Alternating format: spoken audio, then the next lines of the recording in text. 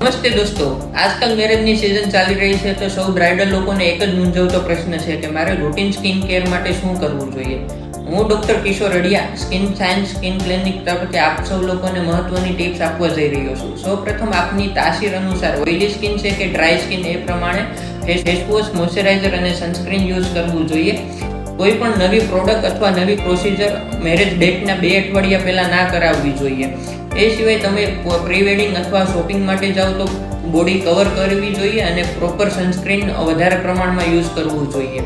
કોઈ પણ parlour procedure મને ત્યાં સુધી અવોઇડ કરાવવી જોઈએ અને પ્રોપર તમારું શેડ્યુલ મેન્ટેન કરવું જોઈએ, જેમાં કે તમારું ડાયટ પ્રોપર એટલે કે મિલ્ક અને સુગર ઓછું અને સલાડ અને ફ્રૂટ્સ વધારે લેવા જોઈએ.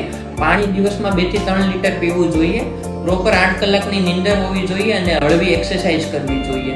એ સિવાય તમારે ગ્લોઈંગ સ્કિન માટે અને સ્કિન પ્રોસિજર જેવી કે hydra facial, carbon facial, chemical peeling અને પાર્ટી પીલ એ બધું તમે પ્રોપર ડર્મેટને કન્સલ્ટ કરીને કરાવી શકો છો.